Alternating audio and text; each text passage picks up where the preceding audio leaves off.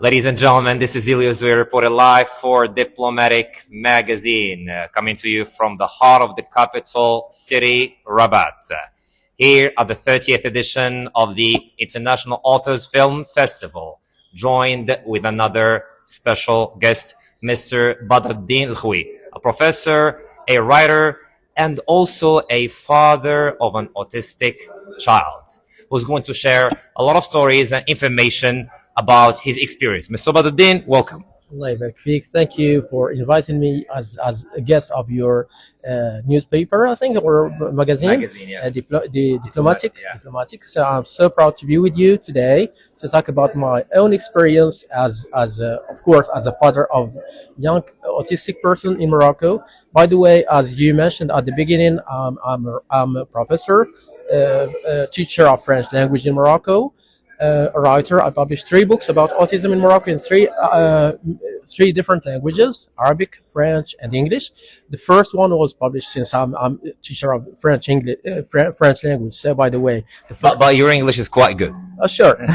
Thanks. But not all French teachers can speak perfect English. Yeah, so that's another story. Yeah. So anyway, I published my first book about autism in French language with the title of Momo, je m'appelle, autiste je suis. All right. So what inspired you to publish your first book? Yeah, of course, that's my son who inspired me, to publish the first book about autism, since during that time I was a teacher in the south of Morocco, in Lyon, in which I spent 10 years. And once I came back to Rabat, I decided, to publish my first book.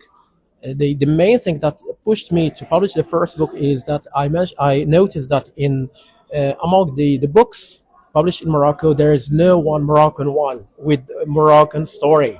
So that's why I decided to publish the first one, the real story related to my son Momo, related to our family, and in the same story I tried to talk about the situation of autistic persons in Morocco, using the voice of my son Momo, who is non-verbal, and also talking about the situation of parents of autistic persons in Morocco. It's a real story that started in Lyon, from the beginning, from as parents.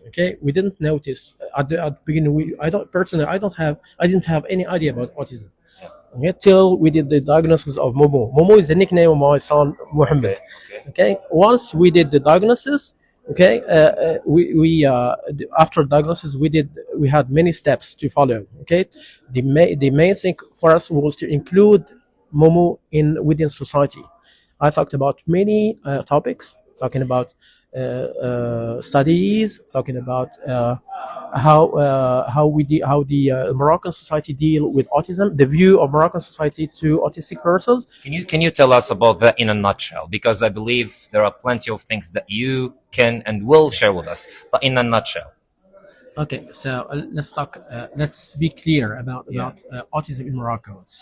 Till now, we are in 2025, and there is huge shortage of qualified persons to work or to help autistic persons in Morocco. We don't have even national plan nowadays. We don't have, but the most difficult thing is that the caring about autistic persons in Morocco.